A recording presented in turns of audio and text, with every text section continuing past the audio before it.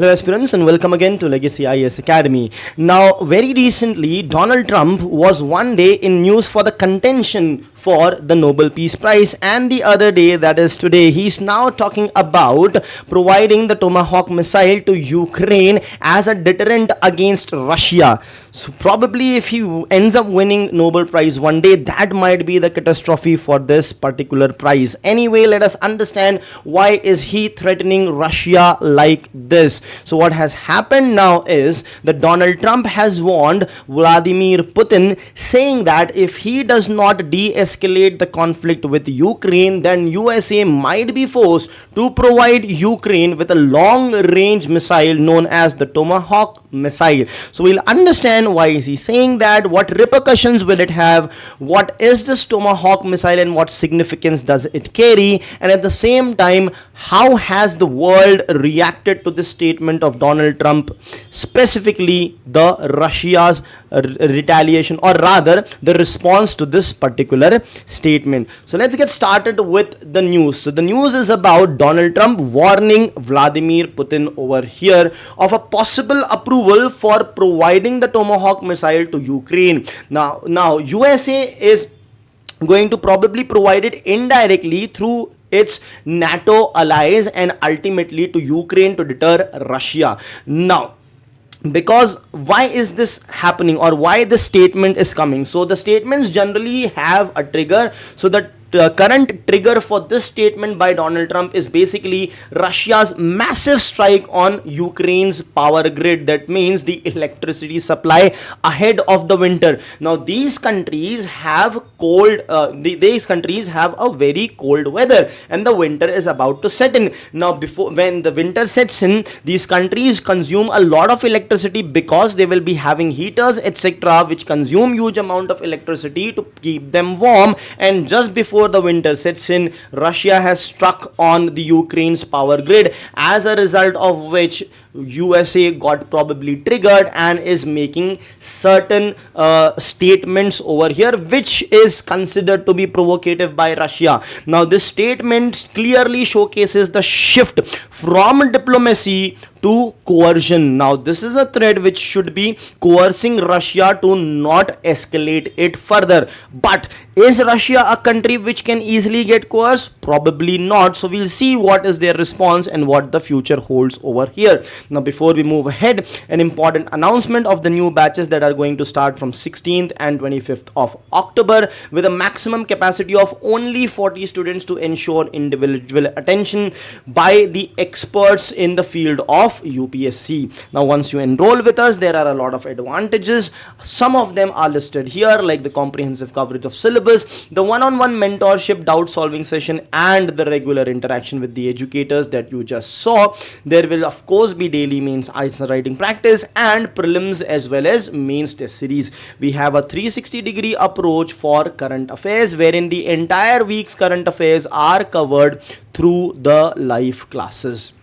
Now if you want to enroll with us, you can simply download our app, through which you can enroll, or log on to our website and contact this number given below. Now let's continue with the news. So what has been the key development? So it's not just one trigger, but probably a long drawn development that has taken place. So there was a Trump-Zelensky. Zelensky is the president of Ukraine, and Trump, as we know, is the president of United States of America. They probably had a telephonic discussion wherein Ukraine requested for the long range weapon. So what is the proposal so far? The proposal is that USA is going to supply the Tomahawks to NATO first. The NATO countries. NATO is the North Atlantic Treaty Organization. These are the group of countries which has an understanding that an attack on any one of the country will be considered to be attack on all the countries who are member of the NATO.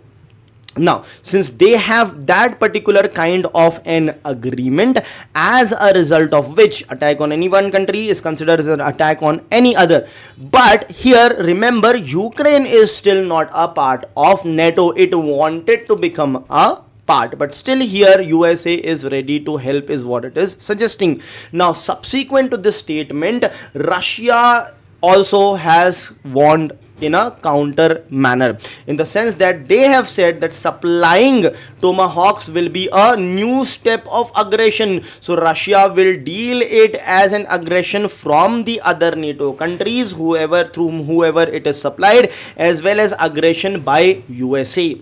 On the other hand, Ukraine has given an assurance to USA that it will use the missiles only for military. That means it will not use the missile against Russian civilian targets. That assurance has been provided. Now let us understand what this Tomahawk missile is. This Tomahawk, the most important thing about the Tomahawk missile is the fact that it is a long range missile. It is of approximately 2500 kilometers, which will ensure it can enter the Russian territory inside it and attack the Russian territory. Hence, it can reach Moscow from the Ukraine territory itself. If the range would have been less, this would not have been possible. So the range becomes very important. The second point is it is a subsonic cruise missile. Subsonic means it has velocity which is slightly less than the velocity of sound in air.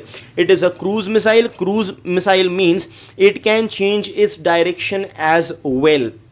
Right, then the launch platforms of this missile is ships as well as submarines, so that it can be launched from water. In fact, under the water as well it can be launched. Capability consists of precision deep strike. So precision means the accuracy to hit the target is very high over here. It has been developed by United States Navy.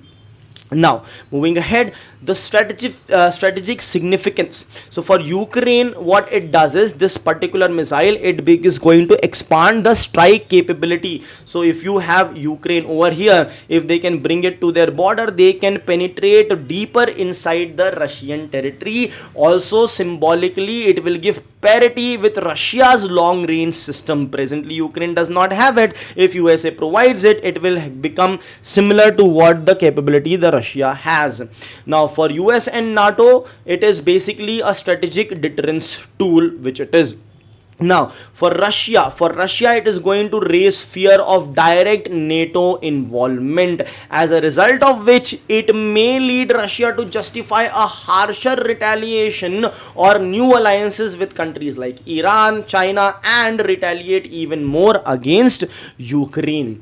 Now let us look at the escalation dynamics that has existed. Initially USA was trying to deter using non-lethal aid, providing Ukraine with the non-lethal aid, but then it started providing it with arms, tanks, F-16s, and now talking about the long-range missiles. So this is how the dynamics has changed, because of which what has happened is it has now become an aggressive escalation rather than pacifying the already going on conflict.